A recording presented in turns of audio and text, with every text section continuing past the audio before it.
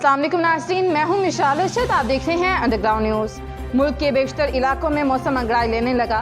बारिशों और आंधियों की पेशेगोई। कराची में आज आंधी और हल्की फुल्की बारिश हो सकती है।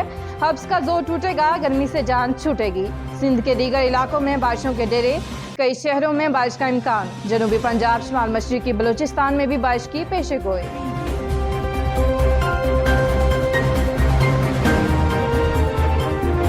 पाकिस्तान में कोरोना टेस्ट मुस्बत आने की शरह 2% से कम आ गई। 24 घंटे में कोरोना के 39 मरीज इंतकाल कर गए। गुज़िश्ता रोज मजीद 1043 अफराद में कोरोना वायरस की तस्दीक हुई। कराची और हैदराबाद समेत अंदरूनी सिंध वैक्सीन का स्टॉक खत्म। सिंध के 40 वैक्सीनेटर्स आर्जी तौर पर बंद हो गए। महकमा सिंध का कहना है कि 20 जून तक वैक्सीन का नया स्टॉक आएगा। वैक्सीन की कमी पूरी करने के लिए हुकूमत मजीद 2,75,00,000 वैक्सीन डोज खरीदेगी। मामला तय। साइनोवैक, साइनोफार्म, कैंसाइनो की 3.25 करोड़ डोज की खरीदारी की जाएगी।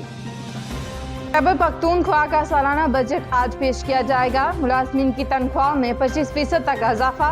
मजदूरों की उजरत में कम से कम 21,000 रुपए की करने की तजवीज़। सालाना तरक्याती प्रोग्राम के लिए 350 अरब रुपए। कबायली अजला के सालाना तरक्याती बजट के लिए 120 अरब रुपए से ज़्यादा रखने की तजवीज़। बलोचिस्तान का बजट भी आज पेश किया जाएगा। गैर तरक्याती मद में 140 अरब रुपए, तरक्याती मद में 370 अरब रुपए। 5,000 के करीब नई असामियाँ रखने की तजवीज़। तनख्वाहों में 10 से 15% इजाफे की तजवीज़।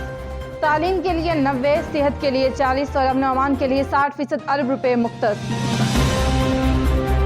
बजट में हिज़्ब इख्तिलाफ को नजरअंदाज करने पर अपोजिशन जमायतों की कॉल पर कोयटा समेत बलोचिस्तान के मुख्तलिफ शाहराहों पर धरने और एहतजाज। मजीद अपडेट्स के लिए देखते रहिए अंडरग्राउंड न्यूज़।